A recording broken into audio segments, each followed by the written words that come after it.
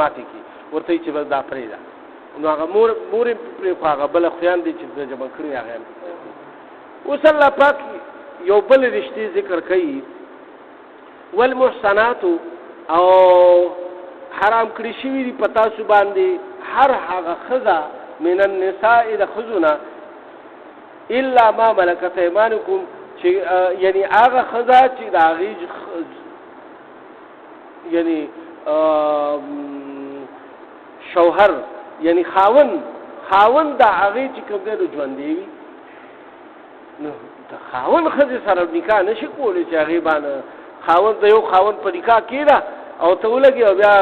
هغې له د نکاح پیغام ورکړي او هغه مثلا تا سره نکاح وکړي نه داسې نه شي کولی نو دلته یعنی بار بل کې دی یا چېرته بل خوا دی یا دغه دی که نه هر چېرته چې دی مثال خبر دی روک دی د هغې بیا خپل مفتیانو حضراتو نه تاسو بیا خپل علاقه کې خپل ځایونو کې د خپلې علاقې د غټو مفتیانو نه د هغې تپوس کولی شي چې څومره موده یو سړی غیب دی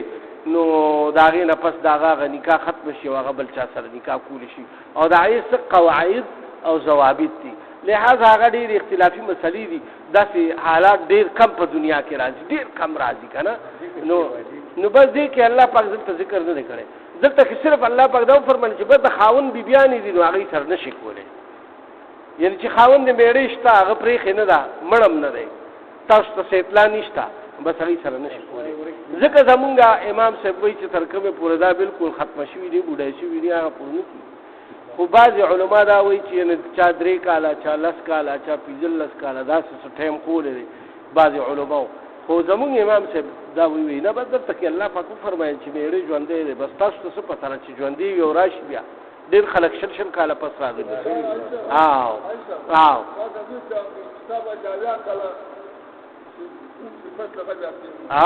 نو بس بیا په 80 کاله پس مونږ 80 کالو کې عمر دی مثال خبره کوم مونږ اوس نکاح ته بیا زړه نه کېږي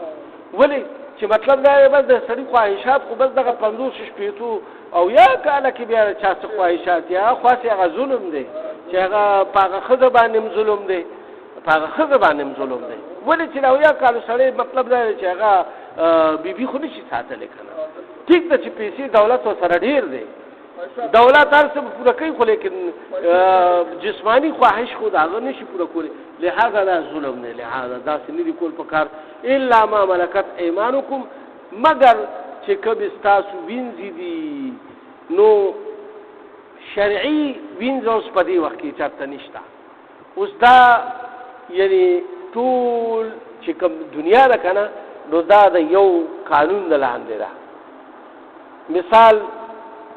انډیا شو پاکستان شو د دې په خپل منځ کې جنګ ونښلي د افغانستان د پاکستان خو ذکر وکړم چې خو دواړه مسلمانان دي که نه لیکن د انډیا او د هغه تاسو خو د هلته کې نه هنده وې راغې مثال تاسو ونیوې په دغه کې نو دا جنګي قیدیان دي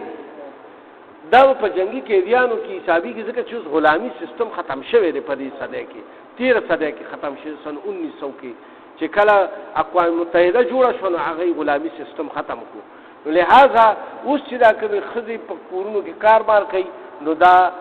مطلب دا دی چې وینځې غلامانو په شرط نه دي دی چې کوم دی نو بس خپل کار به کوي تنخوا به اخلي او بیا به ځي که نه لہذا هغې سره دا شی جایزه دی نو دا به پخوا داسې کارو چې شرعي طور باندې به د الله په لار کې جنګ وشو کافرانو سره او د هغې مال و متاع به لاس له راغه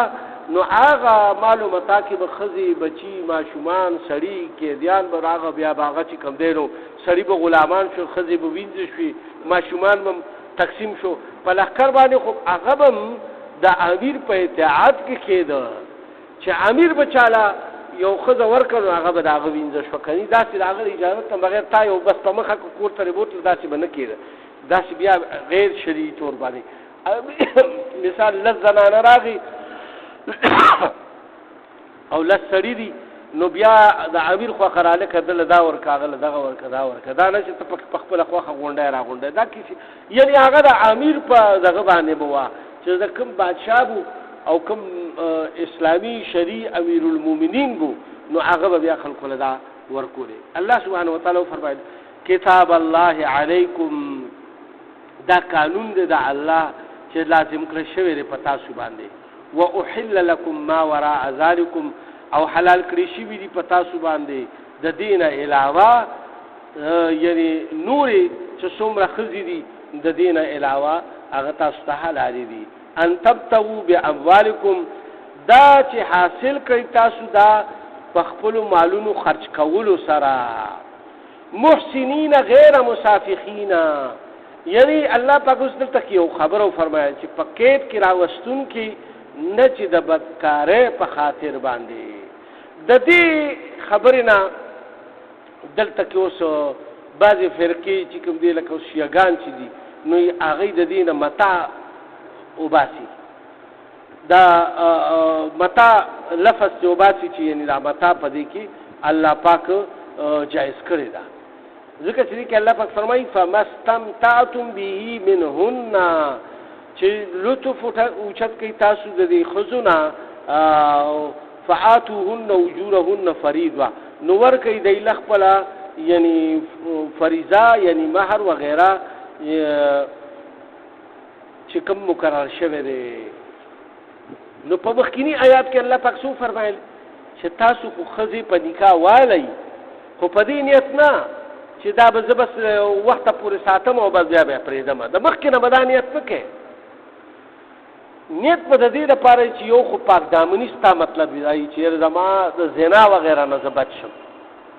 زه پاک شم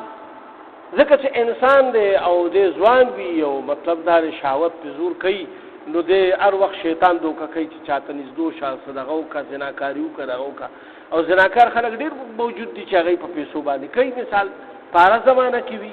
نو الله پاک دلته کې وفرمایي چې محسنین غیر مسافحین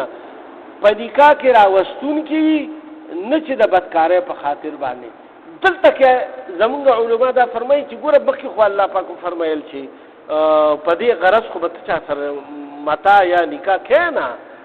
چې ستا صرف شهوت پوره کول وي بلکې یعنی چې ستا د هغې نه اولاد وشي کور دی آباد شي ستا اندروني بیروني ټوله پاکیزګي راشي او ته د کور آبادولو په دغه سره کوې صرف دا نه چې بس تا صرف شهوت مطلب دی چې ګینې بس زما شهوت پوره شي دلته کې الله پاک صریح فرمایلی دي دلته کې یعنی الله پاک صریح وفرمایل چې تاسو د خپلو مالونو په عوض کې دې کې ډېرې مسلې علماو په دې کې زمونږ چې کوم د فقه امامان دي هغوی په دې کې ډېرې مسلې راوستې دي هغه مسلې داسې دي چې یعنی یو خدا را چې بغیر مهر نه اړو نکاح کېږي نه بغیر مهر نه اړو نکاح شته نه ضرور به څه ناڅه مهر به کېدی او زمونږ د امام صاحب په نسبت باندې 10 درهمه یعنی کم از کم دي چې 10 درهمو نه کم دي او یو درهم د درېنیمو ماشو دغه برابر دی سپینو زرو برابر دی اوس هغه چې هره زمانه یې کړه خو بعضې علماو لیکلي چې چا شپېته لیکلي چا زیاتې لیکلي چا سوړه لیکلي چا سوړه لیکلي او بیا د رسول الله صلی وسلم په مختلف مهرونو سره مختلفې نکاحګانې شوي د صحابه هم بیا ډېرې شوي دي خو دغه کم از کم هغه یې ښولی دی نو الله پاک دا فرمایي چې محسنین غیر مسافحین په نکاح په قید کې راوستونکي نه چې په د بدکارۍ په خیال باندې تاسو خو مال ورکوئ بدکاري چې څوک کوي ته مال ورکوې یا متاع هم څوک کوي متاع تا سره کوي نو هغه هم پیسې ته پیسې به ورکوې نو بیا به تا سره کوي متاع چې دونه ورځو او د دونه ورځې اوس د متاع په باره کې مختلف احادیث راغلي دي په احادیثو کې یو خدا خبره ابن حضرت علی کرم الله وجهه فرمایي چې په جنگ خیبر کې رسول الله صلی الله علیه وسلم اعلان وکړ چې د خر غوښه او متاع حرام شوه ٹھیک شو په جنگ خیبر کې رسول الله صلی الله علیه وسلم دا دوا اعلان کړو چې د خر غوښه د دینه مخکې د خر غوښه هم جایز و تر دغه پورې د خرونو غوښه باندې کړي بلکې خلکو کټوي پخښې وي او چې دا وحی راغی د الله تعالی طرف نه حکم راغو نو ګوره صحابه مطلب دا چې دومره زبردست خلکو کنه زموږ ستاسو نه ډیر زیات غیرتیانو پرون یو خبره راتېره شو چې موږ یې شل ډزولو نو ته زیات غیرتي کنه دغه صحابي زیات غیرتي و چې هغه ډېر په فکر کې ناست و رسول الله صلی الله علیه وسلم نه راغو د مسلې تپوس کوي او ښځې سره سړی هم لیدلی دی او هغه وایي چې زه درنه سوځم او زه دغه کېږم څه چل وکړم زه د دې ښځې نه سر وام او که د سړي نه سر څه چل وکړم د الله حکم ته هغوی تابع وو ای د خپل نفس خواهشات شاته غورځولي وو زمونږ ستاسو نه زیات پهلوانان او زمونږ ستاسو نه زیات غیرتمند وو خو د الله قانون ته سر ټیټوونکي وو همدغه وجه ده چې په ټوله دنیا باندې حکومت کړی دی مونږ اوس وایو چې نه مونږ خو یې نه پرېږدو او مونږ یې داسې کوو نه مونږ د هغې نه زیات دغه نه تاسو چې کلمه مو ویلې نو بیا به اسلام ته غاړه کېږئ مسلم وای گردن نهاد ته چې خپل گردن مخکته کې اسلام ته البته بیا پوره مسلمانې کني بیا خو د خپل خواهش مطابق مسلمانې کنه ابو جهل شیبه ولی ایمان نه وروړو اعلان کوي ته خپته و چې رسول الله صلی الله علیه وسلم پر حق پیغمبر دی د منلم او د حکولم لیکن هغه د خپل ضد د عناد نه چې کوم دی نو هغه ایمان نه وروړو دغه ضد خو هغه کفر ته دغه کړو نو چې بعد وخت کې د الله حکم راشي او مونږ هلته کې مطلب دا چې د الله نافرماني وکړو نو بیا زمونږ څه شو یو مولانا صاحب وایي دا یعنی پښتو چې کوم ده دا خو نیمه کافري ده نیمه کافري په دې ده چې یعنی بعضې احکامات په دې کې داسې دي چې هغه بالکل اسلام کې نشته او دوی د ځانه جوړ کړي دي بس هغه د غیرت مسله دوی جوړه کړې ده د غیرت مسله یې جوړه کړې ده نو دغې د وجې نه دا هغه نیمه کافري ورته هغوی ویل دلته کې الله پاک فرمایل چې فما استمتعتم به منهن او بیا تاسو اوچت کوئ د دې خواهشاتو نه فایده یعنی لطف ته اوچت کوئ فآتوهن اجورهن نو ورکوئ ای ته خپل مهرونه فریضه چې کوم یعنی فرض کړي شوي دي په تاسو باندې یعنی تاسو په خپله په ځان باندې فرض کړي یو نکاح چې سړی تړي نو پای کې مهر کېدي که نه مولانا صاحب ته تپوس کوي چې دومره مهر په عوض کې دا تا ته قبوله ده نو وایي یا ما قبوله کړې وه او قبوله کړې مې ده یعنی مطلب دا دی چې د دومره پیسو په عوض کې دغه پیسې په تا فرض شو لہذا الله پاک دلته کې فرمایي چې ولا جناح علیکم او هیڅ ګناه نشته په تاسو باندې علیکم فیما تراضیتم به من بعد الفریضه پس د دې نه چې تاسو توی کوئ دغه مهر وغیره او هغه ډېر زیات مهر وي او تا خو هغه وخت اقرار وکړو خو بیا په زړه کې خفه او دا نه چې په ښځه باندې پریشر واچوي دباو پرې واچوي چې بھئی دا مهر دې ما ته معاف کړه کني زه دې پرېږدم د دې دپاره داسې به نه کوې بلکې څه چل به کوې یعنی که فرض که هغه ستا خفګان ته وګوري چې یاره دا سړی خو ډېر به سر وخت ځوړند دي غریب او به دی خو ډېر پریشانه دی او ده سره درک نه لګي او دې دغه نو زه دته به زه لږ دا مهر د خپل طرف لږ کم کم مثال 15 لکه روپۍ مې کړي دي یو لک ورته کمې هغه بس خیر یا ورته نیم معاف که نیم ورته معاف یا دغه شانتې خو چې هغه په خپله خوښه پرېږدي تاسو ته دلته کې الله پاک فرمایي چې که نه فیما تراضیتم به من بعد الفریضه د مقررولو نه پس په خپل رضایې سره دواړه په خپلو کې په رضا سره چې کوم دی نو دا کم کي یو بل ته یا خاوند وایي چې یاره بس دا مهر ستا ما 10,000 روپۍ تړلي 10,000 خو هېڅ شی نه دی 1,00,000 روپۍ خو به درکړم که نه واله بس دا واله ما له خدای ډېرې راکړي دي نو داسې کېدی شي یعنې دا دواړه صورت کېږي الله پاک ګوره فرمایي چې یعنې مطلب دی چې ستاسو په منځ کې رضا وي دلته کې الله پاک دا فرمایي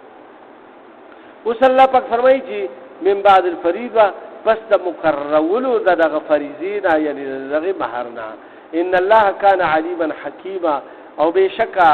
چې الله پاک د هر څیز نه خبردار دی او حکمت والا دی